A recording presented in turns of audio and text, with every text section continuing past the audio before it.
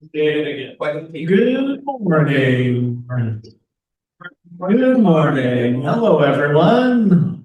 Welcome to the Center of Love. Thank you for being here in person. It's always great to see your beautiful smiling faces on a nice, bright Sunday morning. And welcome to the folks joining us online as well, always via the wonders of modern technology. It's good to see you here in person and virtually.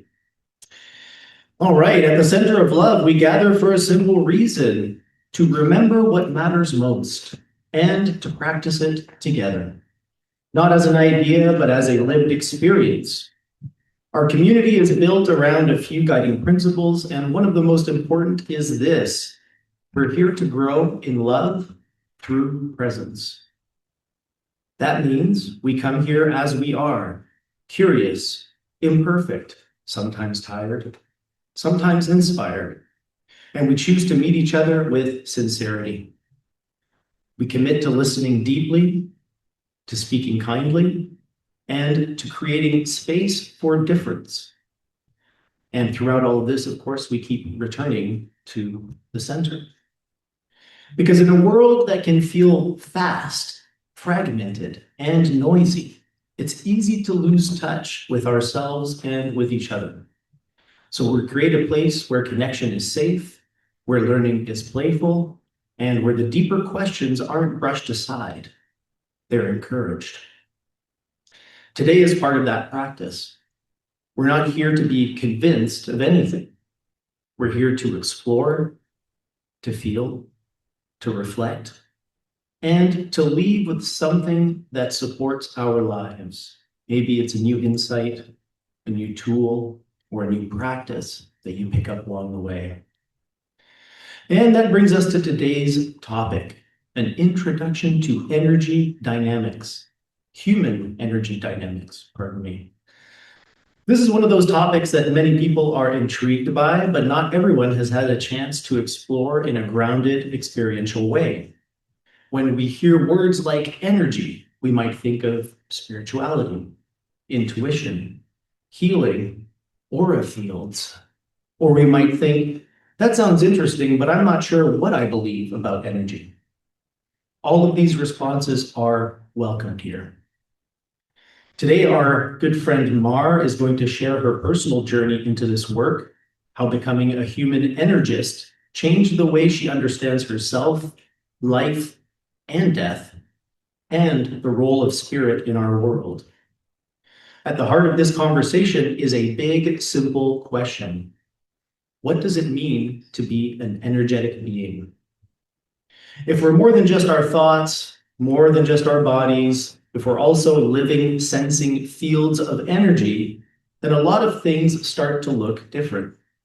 Health looks different. Stress looks different. Relationships look different. Even the way we walk into a room, the way we recover from hardship, the way we feel off or aligned, it all starts to make more sense through the lens of energy.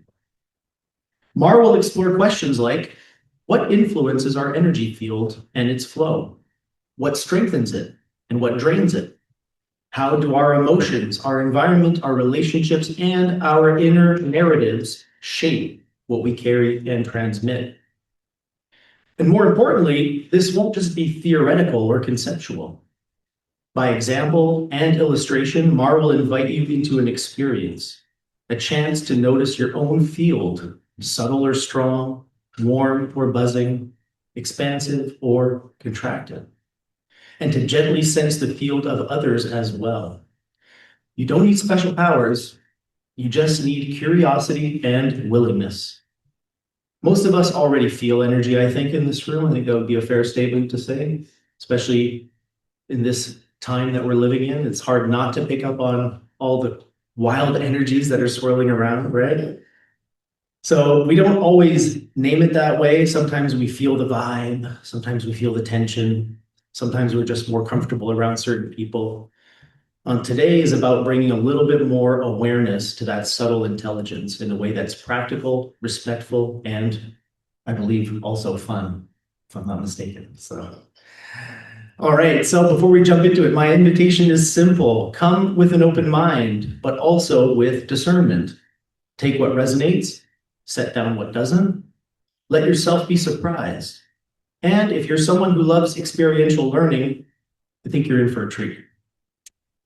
And to introduce our speaker, Mar has been with us pretty much since, I want to say day one, maybe day two.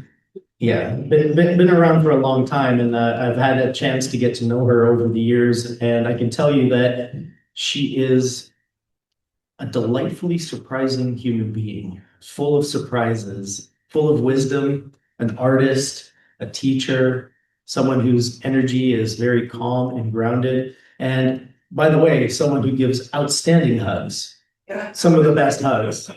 So in case you haven't gotten a hug from Mar yet, make sure you get one before the end of the day, okay? All right, with that, I will invite Mar, minus the flip chart that I was supposed to get for her. I neglected to.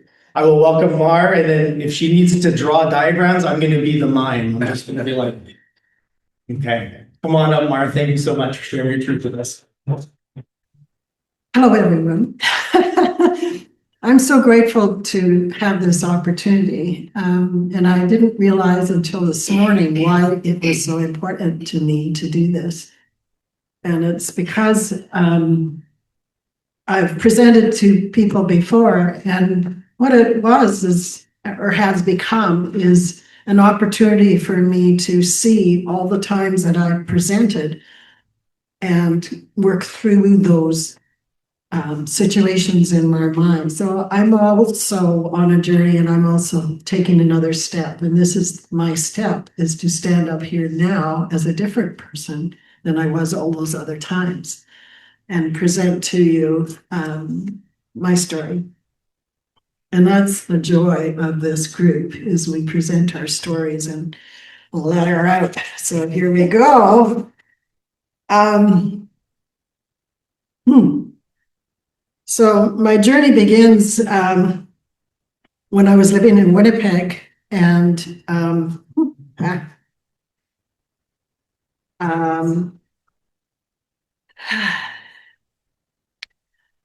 what happened was a couple of months after I gave birth, I had a back injury, and my butt came down on a surface, and the surface came up at the same time. So I crushed two vertebrae. My rib cage got rearranged. My hips got rearranged. And in the healing process, I was a practicing nurse for 12 years at that point. I had my baby. I was in a marriage. And I thought, I can do this. I know how to heal, right? I've been doing it for 12 years, practicing with other people. I must be able to do this. So I went to deep muscle massage. I went to everything I could think of. I ended up with a back support. They didn't catch the breaks, the crushing injuries to the vertebrae right away. And I got a call from emergencies saying, oh, you may have injured your back. We can't tell what year that might have been. And I say it was 2:00 on Sunday.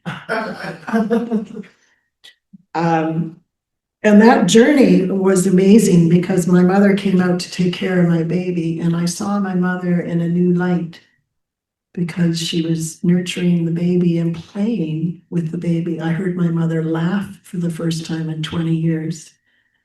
So some really wonderful healing came about in other ways, not just my back.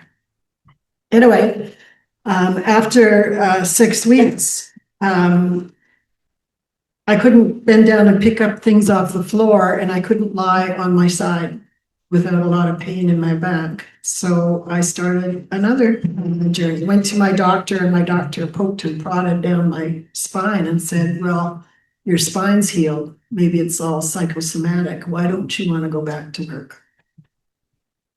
And so I took deep breaths, thanked you very much, and left.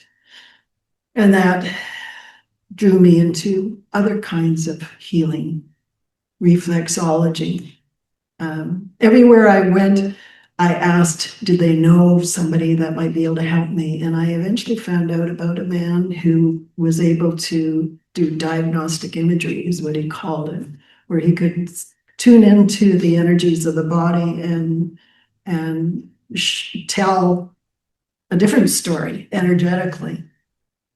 So I ended up going to him, and that was Bernard Willemsen. It's a Dutch spelling. And his fiancée at the time, who became his wife later, was the scribe. So Ben didn't want to know the history, didn't want to know anything. He wanted to know my question. Why was I seeing him? So I told him I had pain in my back and that wasn't resolving. He said, right. So about where you're sitting, he said, stand up where you are and just stand still. Ooh, this is moving. It's just part of the gig.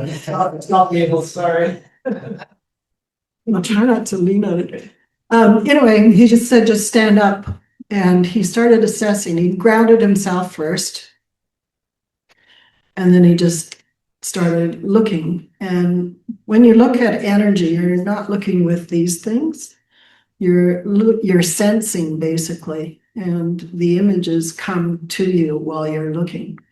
So anyway, that's what I learned later. He was able to trace down my spine. There's an energy that comes up the spine, and where my breaks were, the energy always goes around the spine. It'll go somehow. So it was going around instead of through. So that was number one. He said, okay, this vertebrae is out of alignment, this one, that one, and Penny's taking notes. And then he said, oh, there's your problem. And he stopped. And I thought, what? He said, well, I was having problems. Oh, I forgot to tell you, I was having problems. I was going to physio, and one leg was an inch and a half shorter than the other. And during the physio treatment, they would pull on one leg and it would level up. But when I walked out the clinic, up the steps, that one leg would shift back up again. So it wasn't staying in place, and I wasn't going to go back in and get another one of those treatments. Anyway, he said, there's your problem. It's not your leg. He said, it's your whole body. He said, your rib cage is twisted, rotated, tilted, and locked in this position. Your pelvis is rotated the other way, tilted and locked in that position. So it's your whole body on that side that's out of alignment.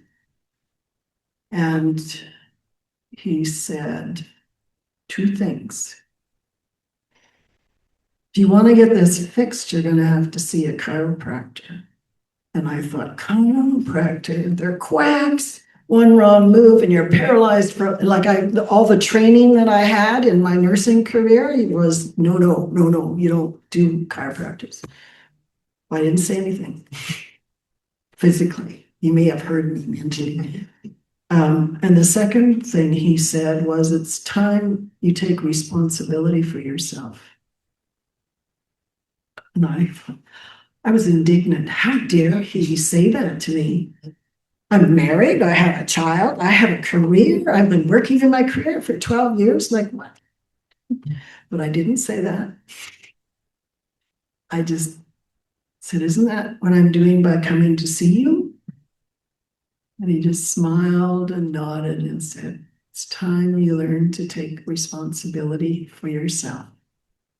Took me 6 years to understand that statement, because I was taking responsibility for my ex, who was the husband at the time. I was taking full responsibility for my baby. I was taking responsibility at job, place, it's my job to do this, and right? The responsibility thing is a really complex thing. I was taking care of my neighbor down the street, like what are we doing? So that was part of my journey. And I walked away with the script of what was my problem. That was written out by Penny for about 2 weeks, and I realized I wasn't getting any better. So I went back and asked him to work with me. Ben had encountered a chiropractor when he worked with a client in the community. And so he called up his buddy, and I went to the chiropractor's office, and they would work on me together. So Ben would do an assessment. He would trace the energy flow, and he told me later what he was doing. It was point to the area that needed to be adjusted first, and then he would step back. Chiropractor would step in, do the adjustment. He would step back, then would trace it further and say, okay, now there, and right? So they were non-verbally communicating, but they were working on me together. And it was pretty easy to rotate the pelvis. You could get that aligned, but the rib cage involved more muscle groups and more stuff. And I was face down on the table, and it aligned during the treatment. And I was face down on the table, and it was like a warm trickle come up my spine and come out the top of my head and come out like this. And I thought, what is that? Mm-hmm. And Ben said, I think we got her going now, referring to the flow. And I said, you sure do got me glowing. I'm out like this, right? I'm on the table face down. He said he wondered what in the heck I was doing. But anyway, after that, I was full of questions. What is energy? What has that got to do with health? What just happened? What did I feel? Am I strange? And Ben was teaching at continuing ed at a high school at that time. So I took all his courses. I took all his courses to learn about what this was, and that began my journey in healing and learning about human energy. The thing was, Ben had 2 study groups, about 14 in a group, and we met in the evening, 7 to 9, 1 day a week. Each group was 1 day a week.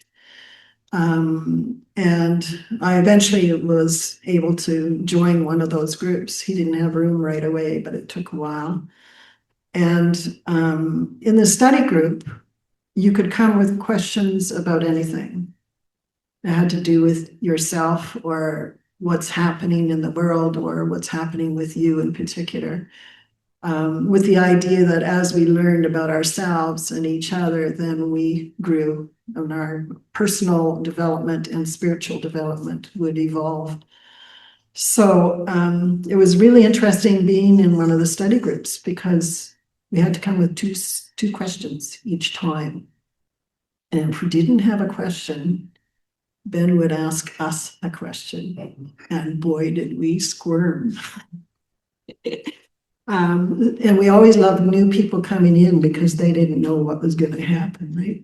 So they would be freer with their questions. And what happened was, as we asked our questions, you can even ask the same question at different times, I learned. You get a different answer because you're at a different point in your development, personal development or spiritual development or both. And also the questions, we took responsibility for our own learning by doing that. Ben would not stand up and lecture to us. Here was this man with all this knowledge, and he wouldn't say a beep. We had to ask questions, and that directed our learning, and it also helped all of us. So the question, we would all be listening for the answer. So it was a beautiful process. And we got to the point where we decided, okay, we're benefiting after 5 years. We were benefiting so much from the process. We started bugging Ben and Penny to write a book. So Penny's family were publishers. So it wasn't too big a leap to think about it, but to do it was actually a process. So the first book is don't water the stick. It's about situations we take responsibility for that aren't ours. We pour our energy into helping somebody and it's not even our problem. That's only one aspect of it. It also, Ben was a mechanical engineer in career before his energy channels woke up or opened. So it's very logically written, and it's not a, oh, it's got a signature in here too. It's not a book on how to, it's a book on what is. So here's what it is. This is how it works. You don't have to meditate on a mountain for 10 years to understand this. This is what we all are. And what we do with it is our responsibility, but this is what it is. So that was the basic, and it's in large print, and it's also designed, it's written in such a way that you can open it to a page and read that section, and it applies to what you're asking. So it's really fun. Second book, and it's also there's questions at the end of chapters that are from our group study. So you can see the questions. Does trust play a role in our adult lives? Okay, and the answer that he gave was all recorded. You had to be careful what we said. Second book is The Spirit and I, and it's about the role of spirit in our lives, in our physical world. And it's basically case studies of people that came to Ben because things were going on and they couldn't find answers to it, health-wise, with their families, or all kinds of things. So this is what that is. It's case studies. And the last one is my favorite. It's Water Your Roots, and it's how to self-nurture it, how we can, with this knowledge, we can step forward and we can help ourselves to develop well. So there are many facets of human energy and many spokes on the wheel. So, and human energy is interesting. There were only 7 teachers at the time that Ben was with us who taught the way he did. So part of the meditation was a meditation to the tree. And we had our own trees that were given to us. Oh, sorry. What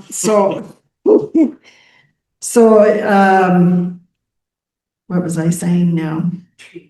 Tree. Okay. So you don't study to become a human energist. You go to learn about your own self-development and your own personal development. As that evolves, some of us in the group started to experience things. So we would sense things, we would feel things, we would start to be able to see things in other people. And the first time I saw an auric field was before I met Ben, and it was a doctor who was given a lecture, and he talked for a little bit, and then he asked for the lights to be dimmed, and he flicked on, those overhead projectors we used to have. He flicked that on, and it was like he flicked on his aura, because he had a green light all the way around, and it moved as he moved. It was really exciting to watch him speak, which I learned later is some practices consider that a teaching aura is green. I don't know all of those. I don't know everything, but I'm learning because of Ollie that I do know some things. And so some of what I'd like to share with you. This is a book by Barbara Brennan, who was a physicist who worked for NASA and was a researcher in energy fields. and she started to see things and understand things that were not part of her profession. So she started looking at that and became a wonderful healer and assessor of human energy. And she's written several books, manuals, I call them, and I refer to it a lot because her language is what I know. And she managed to find an illustrator to illustrate energy fields. So I'll just show you briefly what that is. I don't know if you can see from here. Look at this one here. So the energy, we are energy eggs, and the energy egg is 7 feet by 9 feet, 9 feet above and below, and 6 feet this way. So when we were directed during COVID to stay 3 feet or 6 feet away from each other, we were being directed to move out of that energy field, because 3 feet this way and 3 feet to another person is where the interaction is. So when we stand beside somebody, we interact with our energy field. And small children are good examples. Dogs are really good examples of beings that are sensitive to that energy. So a child might run up to a person and stop, and they usually stop about 3 feet away from a new person that they're not familiar with, and they look and they decide if they're going to go forward or backward. Same with a dog. Ben used to call it cat whiskers of the mind, because we reach out and put a little thermometer out there and try to figure out if it's safe or not. So in healing pathways, which the manuals are here, which I'm also a member of, the practitioners, we work in pairs on a person on a bed, or on a, what do you call those things? Treatment table, yeah, treatment table. And they focus primarily on the 7 layers of this egg. Okay, now Ben taught us about the auric field. The auric field there's an auric flow, and it's the only flowing layer of energy that goes around the body. Comes out the top of the head. I'm too close now. Comes out the top of the head and then comes around 3 inches down our bodies. It comes around the bottom of the feet, and then it comes up the inside of the body through the torso. Now, when it comes through the torso, this is not in books. When it comes to the torso, it bathes our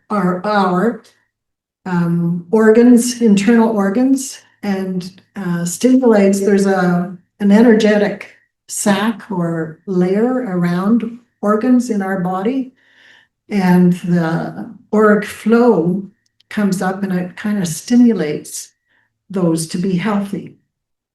Okay, and then it comes back up and goes through your heart and your lungs, all those tissues it works with. And then it comes up through your neck, up around your brain, and comes back out. Guess what drives that energy? Any guesses? Caffeine. It can. Emotions is part of it, yeah. Sorry? Love is an aspect of it. Thoughts. Our thoughts. So our thoughts are mind, right? So our thoughts drive that. So guess what? When we're angry, guess what our thoughts do? Right? They go out. Become like porcupines up here, not anywhere else, right? Because it's our mind who's working on that. When we're calm, that energy flow, our art flow, can be smooth, not staticky, right? There was a man who was, what do you call that? Mood disorder, a manic depressive person whose energy was so slow it actually had reversed. So we do a lot of things with our minds, and that's what I find so fascinating. It's what we're doing with our thoughts. Ben used to also talk about, explain about internalized mind. So as a young person, we are quite excited and we go to mommy and we say, "Can I have a cookie? Can I have a cookie?" And mommy's starting to think about making supper. Daddy's coming home soon. So she said, "Yeah, okay, you can have a cookie. It's only 3:30. So Junior goes back, little boy goes back into the living room and he's playing and he's eating his cookie and it's so good. And then he decides, that was good. Maybe I can have another cookie. So he goes back into mommy. He says, Mommy, can I have another cookie? And mommy says, well, maybe a half a cookie, but no more. That's enough. Okay, so he takes half a cookie and kind of looks at mommy, and then he goes in the living room and he kind of slowly eats it, but he eats it more carefully. And he decides he's still hungry. So he goes back in to mommy and says, Mommy, can I have another cookie, please? And she says, no way, Jose, you've had enough. We're going to have supper. Go and play. And she's angry. Little boy receives that as anger. He receives that as a rejection. He thinks, Mommy loves me. Mommy loves me. Mommy hates me. So he internalizes. This is what the mind does. I'm giving you an example. So the mind, the little boy pulls that in, thinks it's his fault, and he carries it somewhere in his body. Maybe a place where he injured himself, maybe a place where somebody else told him he didn't like him.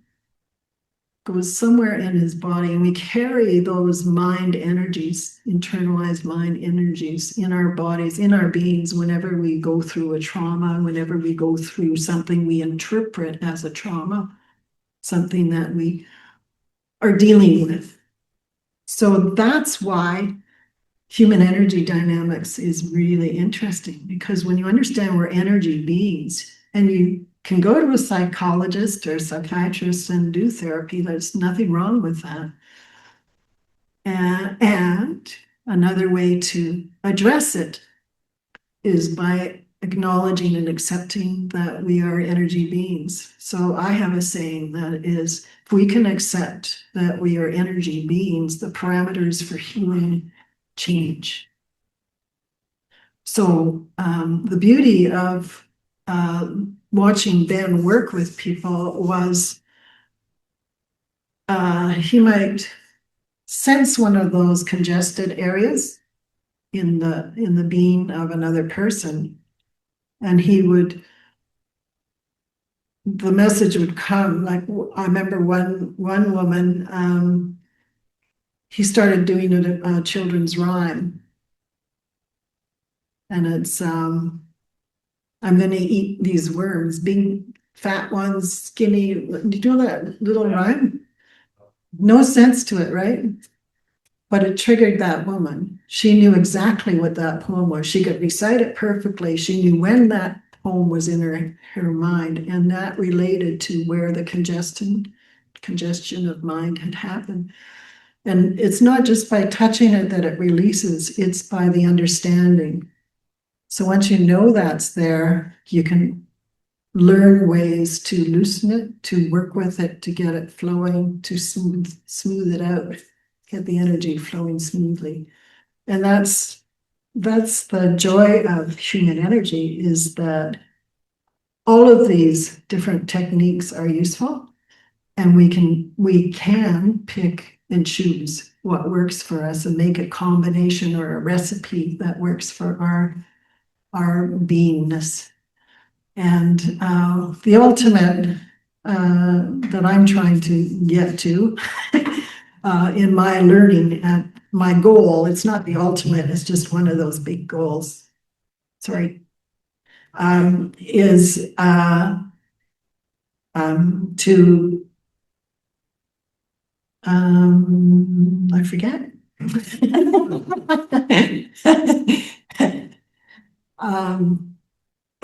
Is to become what I know.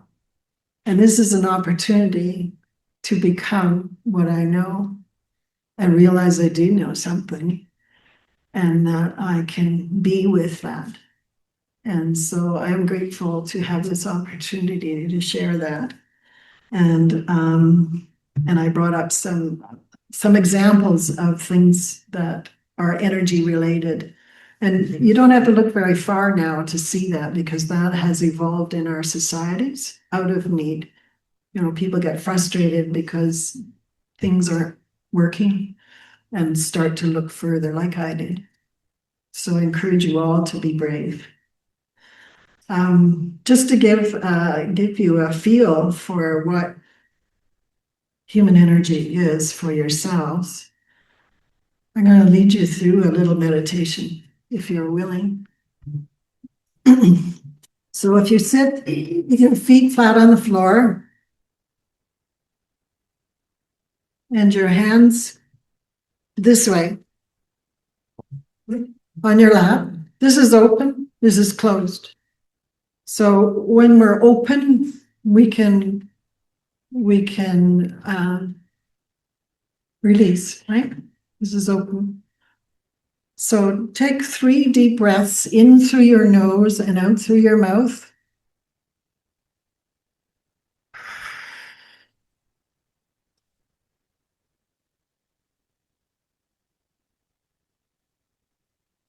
And with the 3rd breath,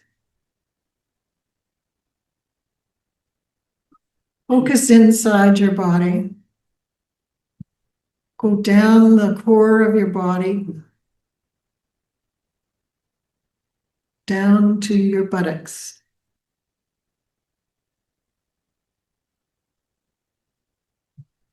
And you can even see a little bit of a light, sense a light outside your body at your bottom of your torso. And that is your body on the inside, energetically. Okay, now take a few deep breaths. And you're going to bring that light into your beingness. So, does everybody see that light? Put your hand up if you don't. Okay, so just focus a little bit more. So stay down there. And you might want to look around the base of your body. Okay, you can go outside where that light is, and you can turn the light around. You can see the different parts at the base of your body. Okay. And then come back in just inside your body. And take some of that light with you as you come back to the inside of your body.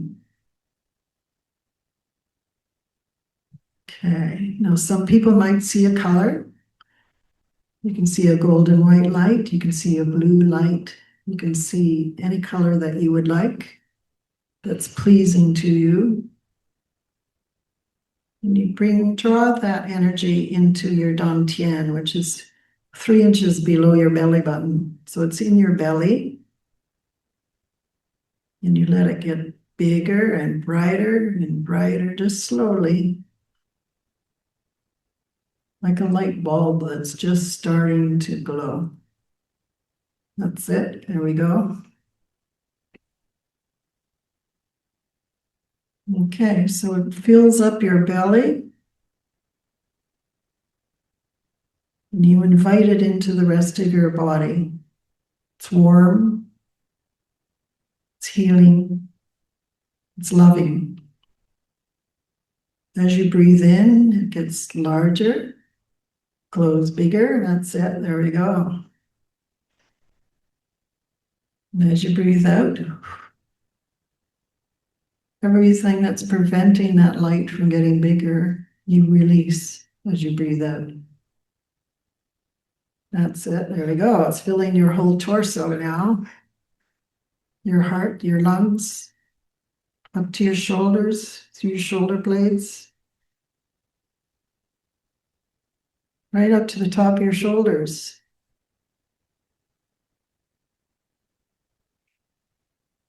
Now it's going further out.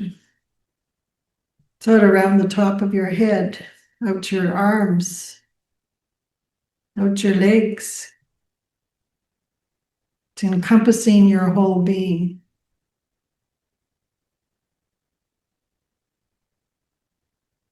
Okay, now take your hands and reach out on either direction just to feel the extent of your energy fields. Okay, and that is the true you, glowing bright and whole, like an energy egg. Okay, now bring your hands back in onto your lap. And you can become aware in this way of your energy anytime you choose. So let the energy shrink back a little bit, come back into the beingness of your physical, into your head and your shoulders, onto your abdomen,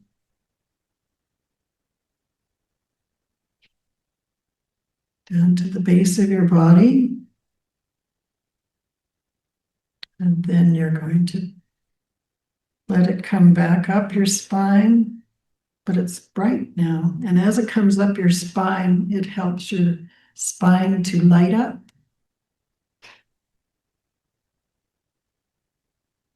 Come up to your heart. Take a breath in and feel the expansion in your heart. That light glow there.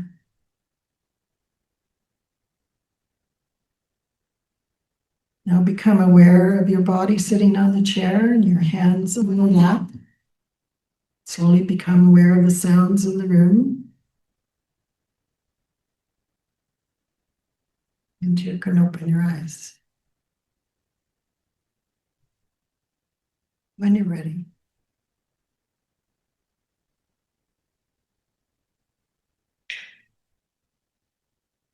So that's the first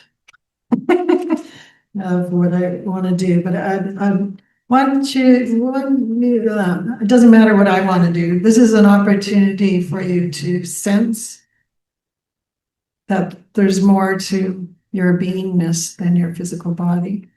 So at any level you were able to perceive that, that is wonderful. And if you didn't feel anything, that's okay too. There's no rules here. Okay, that's beautiful. I'll just do one other one that's quick and easy, which is the hand thing. There's a thing in Qigong called push hands. And you put your hands together and against another person, sorry. I'm just describing the process, but and then you move your hand. One person is the lead and the other person follows. And at first it's just learning the physical, where that physical is moving. And then you go a few inches away. And you have to do it with your eyes closed. It's really fun. And then one person is lead, so you have to find where that hand is going. Okay? But to get there, let's just do it in our chairs because I don't want to get you all excited. So rub your hands together and then bring them out about 2 feet apart. Close your eyes and slowly bring there we go. Okay. Slowly bring your hands together until you feel it's like a membrane, like a balloon membrane. Okay. Feel where that border is. There's a little border. If you can't feel, that's okay. Shake your hands off and rub again. Try again. About 2 feet apart. And come in till you feel that membrane. Okay, hold that membrane for a minute. And I'm gonna come around. Did anything change for anybody when I came around? Did anybody feel? Do you want to speak to what you felt? So share with others so we can all hear. Exactly. Hey? I felt when you reached him, and then I felt the energy kind of shift a little, and then I felt a this, and then when you walked away, I also my head was to pop. It's awesome. Delayed response. No, lovely. Yeah. So when I put my hand between the line of energy that you were creating by doing this, so I put my ex could do this like that. It took me about 5 tries to get it. I was so frustrated with him. But anyway, he's a concrete thinker and I didn't think he'd be able to do it.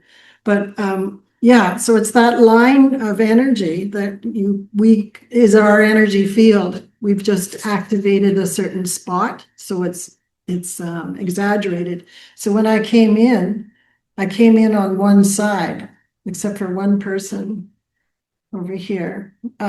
So I came in on one side, so our energies were interacting here. And sometimes it takes a while to light up, right? So to activate that connection. And you know how we meet somebody and we have that connection right away, and then afterwards they go and you go, oh, what was that? You know, that energy is still sitting there, right? So it's still activated. So that's beautiful. Yeah. So what I sense is Mhm. like there was some matter there, like a fluidic matter Yeah. and a strength. Mhm. And then I assume when you came, well, it was like holding a balloon.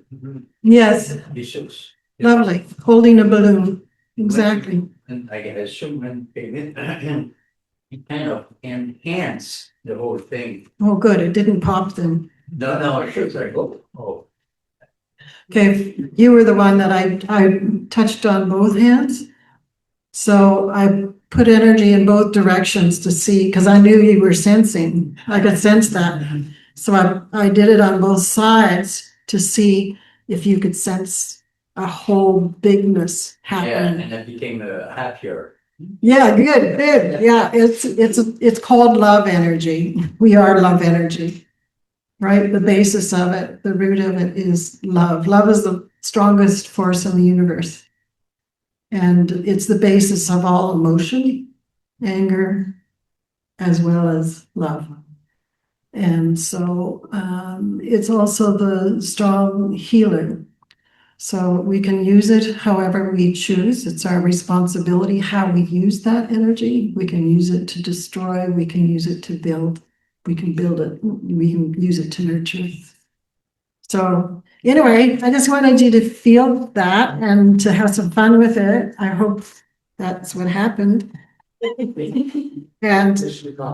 And I encourage everybody to continue your own journey of discovery and explore all of these things because they're all beautiful. Thank you. Thank you.